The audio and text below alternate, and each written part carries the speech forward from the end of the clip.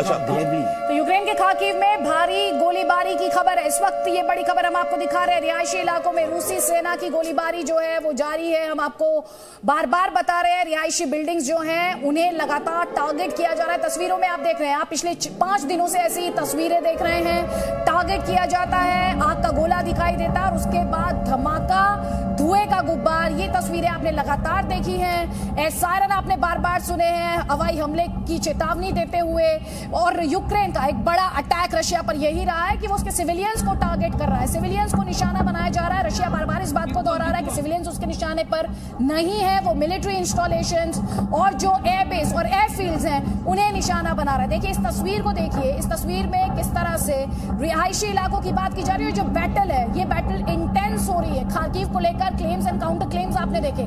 कल पहले Russian forces द्वारा ये कहा गया कि वो उन खार्किव पर अपनी पैठ जो है, अपना कंट्रोल जो है वो उसे ज्यादा दुरुस्त कर रहा है। उसके बाद यूक्रेनियन फोर्सेस द्वारा उसका काउंटर क्लेम आया कि नहीं, हमने खार्किव हमारे कंट्रोल में है। अब हम आपको खार्किव की एक और तस्वीर दिखा रहे हैं, किस तरह से वहां पर ये बैटल जो है इंटेंसिफाई हो रही है, क्लोज हो रही है। भारी गोलीबारी की खबर है, देखिए जरा।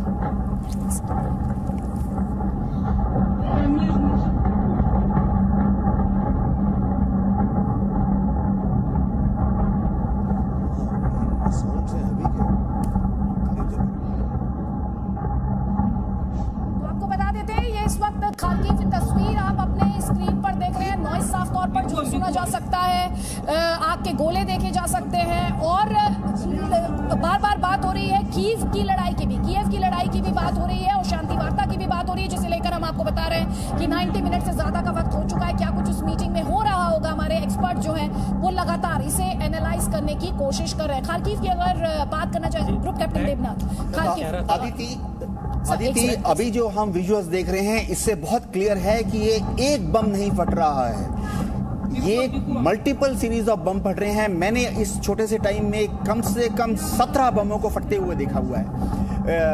आम भाषा में इसे कारपेट बॉम्बिंग किया जाता है। इस कारपेट बॉम्बिंग का एक ही मकसद है, इसमें कोई स्पेसिफिक टारगेट नहीं होता। आप एक जनरल एरिया के ऊपर कारपेट बॉम्बिंग करते हैं जिसमें 10, 20, 30 बॉम्ब्स गिराए जाते हैं। उनके धमाके का एक ही मकसद होता है कि वहां की जो सिविलियन पॉपुलेशन है वो डर जाए और अपनी पॉलिटिकल लीडरशिप के ऊपर दबाव बनाए कि अब काफी हो गया, पॉलिटिकल लीडरशिप प्लीज आप बातचीत कीजिए ताकि हमारे ऊपर कारपेट बॉम्बिंग बंद हो। तो आप ये कह रहे हैं कि ये एक बॉम्ब नहीं, ये कई बॉम्ब की, एक तरीके से बॉम्ब की सीरीज। मैं बता रहा था आपको जी कि खार्किव में यहाँ पर आने से पहले जो स्टूडेंट्स हैं जो मेट्रो में छुपे हुए हैं उनसे मेरी बात हो रही थी।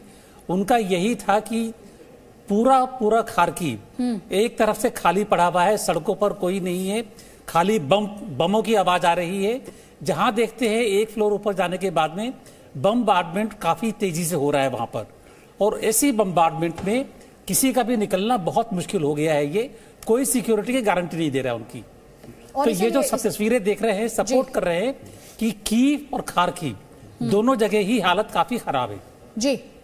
और इसीलिए हम लगातार ये डिस्कशन भी करेंगे जब इस तरह के कॉन्फ्लिक्ट जोन्स होते हैं, जब हम भारतीय स्टूडेंट्स को लेकर या भारतीयों को लेकर डिस्कशन करें, क्योंकि आपने खार्किव का जिक्र किया सुरेश जी, बड़ी संख्या में वहां पर भारतीय छात्र हैं।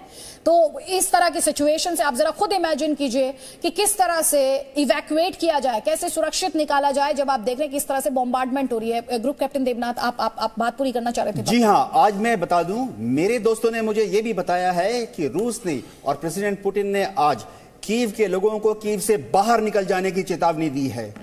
इसका एक ही मतलब है कि अब प्रेसिडेंट पुतिन कीव के वासियों को डराने के चक्कर में हैं। वो चाहते हैं कि कीव के लोग रिफ्यूजी बनकर हजारों लाखों की तादाद में भगदड़ मच जाए और कीव के बाहर चले जाएं। इससे रशिया की जो एयरफोर्स है उनको एक बहुत ज्यादा एडवांटेज है। क्या?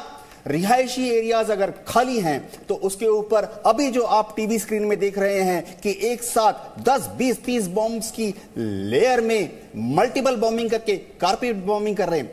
अगर कीव के ऊपर ऐसा किया गया तो मेरी बात मानिए कि कीव में और यूक्रेन की जो पॉलिटिकल लीडरशिप है उनके ऊपर बहुत दबाव आएगा कि वो कीव के सिटीजन को, नॉर्मल सिविलियंस को कारपेट बॉम्बिंग से बचाएं। Presenting B News app, available on Google Play and App Store. Download it now.